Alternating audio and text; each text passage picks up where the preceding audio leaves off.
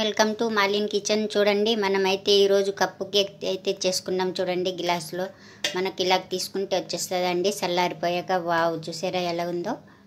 అన్నీ తీసుకుందాం. చూడండి, మనం ఇలాగైతే తీసేసుకున్నాం గ్లాసులో నుంచి. చూసారా ఎంత సాఫ్ట్గా ఎంత బాగా వచ్చిందో. చూడండి, మనకి ఎలా మన దగ్గర ఏముంటాయో అవి దాంతోనే మనం చేసుకోవచ్చండి. కప్పులో కూడా వేసుకోవచ్చు. మనం ఎంత సాఫ్ట్గా ఎంత మెత్తగా ఉన్నాయి చూడండి.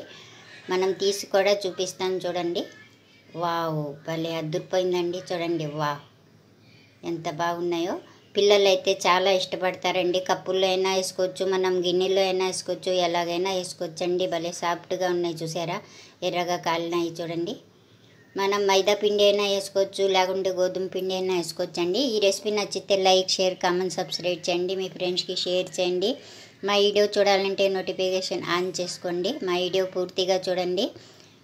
లైక్, షేర్ అయితే తప్పకుండా చేయండి, మర్చిపోకండి. చూడండి, వావ్ చాలా బాగుంది. మనకు కావాలంటే టూటీ ఫ్రూటీ కూడా వేసుకోవచ్చండి. చాలా టేస్టీగా ఉంటుంది. బాగా చూడండి. Thank you.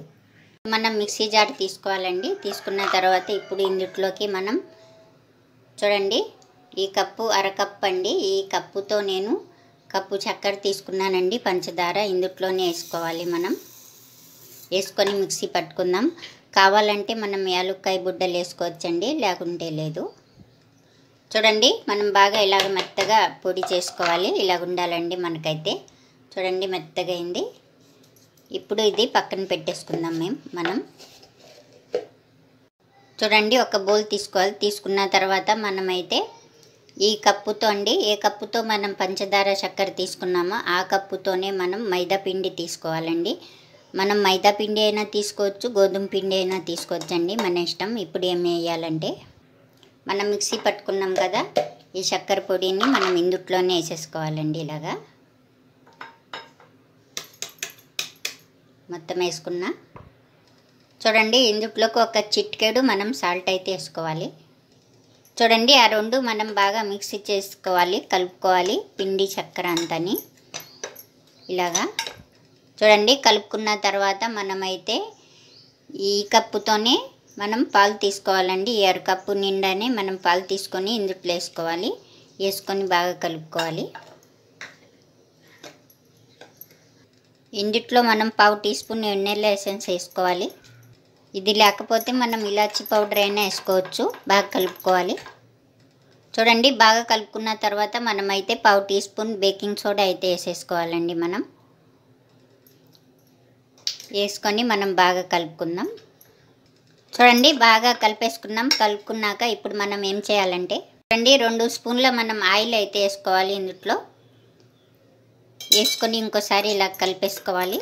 చూడండి, మనమైతే చిన్న గ్లాసులు అండి, మనమైతే గ్లాసులు తీసుకోవాలి. తీసుకొని కొద్దిగా ఆయిల్ అయితే రాసుకొని మనం 4 గ్లాసులు తీసుకోవాలి. కొద్దిగా మైదాపిండి జల్లుకుందాం. చూడండి, మనం మైదాపిండి రాసేసుకున్నాం. ఆయిల్ వేసుకొని మనం ఈ గ్లాసుల్లో మనం ఏం చేయాలంటే ఈ బ్యాటర్ చేసుకున్నాం కదా, ఈ బ్యాటర్ని మనం ఇందులో వేసేసుకుందాం. ఇలాగ వేసేసుకోవాలి. చూడండి, నేను 4 గ్లాసుల్లో వేసేసుకున్నాను. నిండా అయితే వేసుకోలేదండి, ఇక్కడ వరకే వేసుకున్నాను నేనైతే. చూడండి, ఇక్కడ వరకే.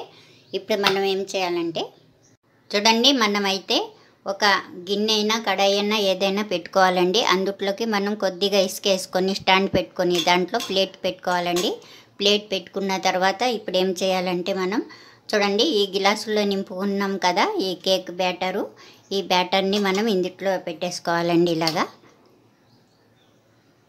ఇప్పుడు మనం మూత పెట్టుకుందాం.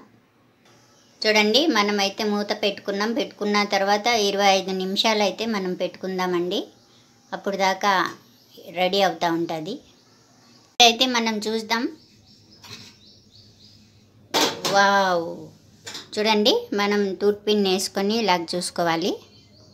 చూడండి, ఏదైనా మనకు అంటుకోలేదు, బాగుంది.